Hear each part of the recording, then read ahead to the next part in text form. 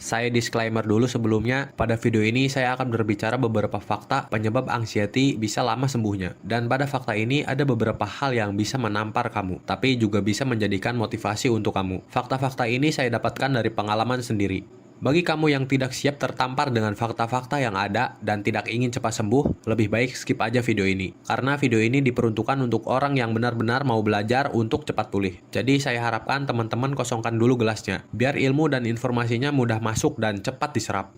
Ada beberapa hal yang bisa menyebabkan penyembuhan kecemasan berlebih atau anxiety menjadi lama, dan hal itu terjadi pada diri saya. Saya mengalami kecemasan berlebih selama 2 tahun. Selama itu pula saya terpuruk dan penuh ketakutan setiap hari. Banyak kesalahan yang menyebabkan saya lama sembuh dari gangguan itu. Hal itu terjadi karena ketidakfahaman saya mengenai gangguan kecemasan berlebih ini. Saya ketakutan setiap hari karena sensasi yang ditimbulkan dari kecemasan ini terasa sangat nyata. Hal itulah yang menyebabkan trauma dan mengakibatkan pola berulang. Saya ketakutan dan cemas setiap waktu. Saya sendiri pada saat mengalami gangguan anxiety selalu merasa pintar, merasa paling tahu dengan semua yang ada. Karena merasa pintar inilah yang menyebabkan saya tidak mau belajar lagi, karena merasa tahu akan semuanya. Dan hal itu menjadikan saya tidak mau praktek, setiap hari hanya bisa ngeluh dan ngeluh aja. Padahal untuk sembuh dari semua gangguan ini, praktek dan latihan secara konsisten sangat diperlukan. Sebenarnya kalau kita benar-benar cerdas, pintar, dan ngerti, dengan mengetahui sebuah informasi sederhana aja, apalagi informasi tersebut adalah fakta, hal itu bisa merubah keadaan. Faktanya di sini adalah kalau kamu emang pintar dan mengetahui dan juga sadar kalau kecemasan dan ketakutan bisa menyebabkan munculnya respon stres yang mengeluarkan hormon adrenalin dan kortisol, yang dimana hormon tersebut bisa menyebabkan keluhan di tubuh atau yang biasa disebut dengan psikosomatis. Sebenarnya kalau kamu benar-benar cerdas dengan mengetahui fakta informasi tersebut bahwa respon stres menyebabkan sensasi fisik, teman-teman kalau ada sensasi nggak bakal takut lagi dan nggak bakal cemas lagi. Karena kalau semakin cemas dan takut, ya respon stresnya terus muncrat terus dan terus mengalir lagi di peredaran darah. Makanya sensasi bakal terus-terusan bermunculan. Gimana? Nggak terima kan saya bilang gitu? Nggak terima dikatain sok pinter? Makanya saya disclaimer dulu di awal video. Karena saya tahu mungkin kamu tidak akan menerima statement ini. Emang terdengar menyakitkan, tapi itulah fakta yang ada. Karena saya pun juga seperti itu dulu. Saya merasa pintar dan sudah mengerti akan semuanya. Tapi saya tetap nihil aksi, makanya nggak ada hasil. Padahal untuk sembuh dari gangguan kecemasan ini, selain dari pengetahuan, aksi juga diperlukan. Asal teman-teman tahu, sifat tidak nerima ini juga merupakan salah satu hal yang menyebabkan penyembuhan menjadi lama. Kita sedari kecil sudah terbiasa melawan sesuatu yang menurut kita tidak nyaman dan tidak mengenakan. Kita selalu menghindarinya.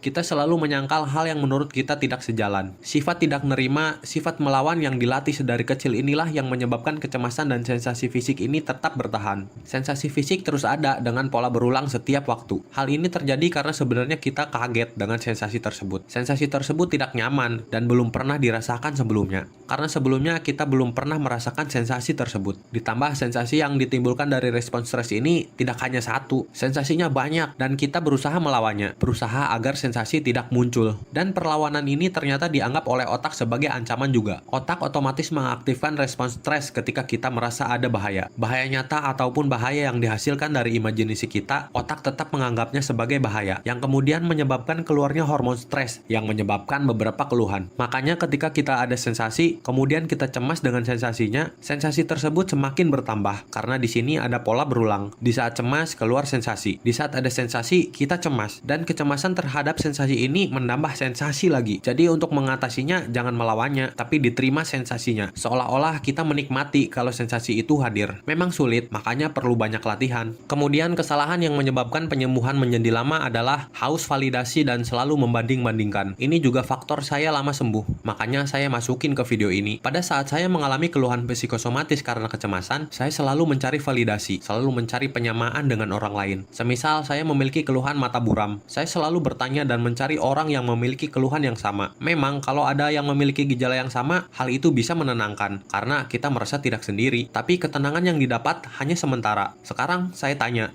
apakah dengan mencari kesamaan dan validasi tentang gangguan yang kamu rasakan dengan orang lain membuat kamu sembuh? Kalau sembuh ya bagus. teruskan aja mencari validasi. Tapi kalau gitu-gitu aja, tidak ada perkembangan, sekarang kamu harus sadar. Semua sensasi yang muncul ketika mengalami kecemasan adalah murni dari respons stres. Kan kamu sendiri sudah tahu, kalau sensasi anxiety itu 1001 sensasi, dan setiap individu mungkin ada yang sama, dan mungkin ada juga yang berbeda. Ada pula yang memiliki ketakutan yang sama, ada pula yang mempunyai ketakutan yang berbeda. Imunitas, kondisi fisik, kebiasaan, lingkungan, dan faktor lainnya bisa menyebabkan sensasi itu sama, dan bisa juga berbeda. Setuju? Mending jika ada yang memiliki gangguan yang sama, mungkin bisa bikin kita tenang. Tapi kalau nggak ada yang sama, gimana? Apa makin gak tambah stres dan nambah overthinking? Yang ada semakin tambah lagi sensasinya. Maka dari itu, stop mencari validasi tentang kesamaan gangguan yang kamu rasakan dengan orang lain. Tapi jika gangguannya dirasa sudah berat, teman-teman bisa ke dokter untuk mendapatkan diagnosa dan agar mendapatkan pengobatan yang sesuai dengan keluhan yang dirasakan. Kalau semisal tidak ada diagnosa apapun, berarti ya pikiran kamu yang salah. Kalau sudah benar-benar kewalahan, ya nggak ada salahnya pergi ke profesional. Teman-teman bisa pergi ke psikiater atau psikolog. Tapi asal teman-teman tahu, saya tidak pernah ke psikolog, psikiater, atau hipnoterapi. Saya hanya mengandalkan pengetahuan, kesadaran, dan penerimaan, serta belajar dari orang yang pernah mengalami gangguan ini. Saya hanya mengandalkan informasi di internet untuk proses penyembuhan. Saya belajar dari beberapa channel yang membahas anxiety, dan setelah mengerti, saya mengalami pencerahan dan mulai sadar kalau sensasi yang dirasakan itu karena pikiran, dan itu bisa dilatih. Selain dari mengatur pola makan, pola pikir, pola hidup, dan pola sifat juga harus dibenerin. Nah, sifat so pinter yang pernah saya alami juga termasuk pola sifat. Saya merasa pinter, jadi nggak mau praktek. Pada saat itu, saya mendengarkan konten YouTube yang membahas anxiety juga hanya didengerin aja untuk mendapatkan ketenangan, sebagai pelarian pikiran yang liar. Ini juga salah satu kebiasaan yang menyebabkan terhambatnya proses penyembuhan. Saya pun begitu. Ketika mengalami anxiety dan pikiran yang berisik, ditambah adanya sensasi, saya selalu mencari informasi tentang keluhan yang dirasa di YouTube. Dan kesalahan saya adalah, saya hanya mendengarkan kontennya, tapi tidak difahami. Jadi hanya mendengarkan untuk mendapatkan ketenangan saja, biar sensasinya berkurang. Dan itu ternyata salah. Jadi saya hanya mendengarkan dan tidak memahami isinya. Makanya saya kurang praktek. Padahal kalau saya mencoba memahami dan mempraktekannya, pasti hasilnya berbeda dan recovery-nya bisa cepat. Saya harap teman-teman mulai sekarang coba difahami kalau ada konten yang menjelaskan untuk mengatasi anxiety. Kalau perlu bikin catatan, semisal ada yang penting atau mendapatkan pengetahuan yang baru. Jangan hanya mendengarkan biar mendapatkan ketenangan agar sensasinya hilang. Sebenarnya kalau teman-teman ngeh di sini, pada saat teman-teman mengalami keluhan, kemudian sensasinya hilang karena mendengarkan konten YouTube, kalau fahamah itu bisa jadi acuan dan motivasi untuk sembuh. Pernah nggak sih mikir gitu? Pas ada sensasi, terus ngedengerin konten YouTube, kok tiba-tiba sensasinya hilang gitu aja. Pada saat itu secara nggak langsung, teman-teman udah menerapkan pengalihan pikiran. Ketika ada sensasi, kan pikiran teman-teman cemas dan fokus ke sensasi. Tapi ketika ngedengerin konten YouTube, teman-teman pikirannya teralihkan. Dari fokus ke kecemasan, fokusnya beralih ke mendengarkan konten YouTube. Dan secara nggak langsung, teman-teman membuktikan sendiri kalau sensasi itu bisa berkurang bahkan hilang jika kita tidak terfokus dengan sensasi atau kecemasan. Karena ketika pikiran fokus ke hal lain seperti mendengarkan konten YouTube, buktinya sensasi perlahan hilang kan? Jadi sensasi tetap terasa dan bisa bertambah karena kita terlalu fokus sama sensasinya.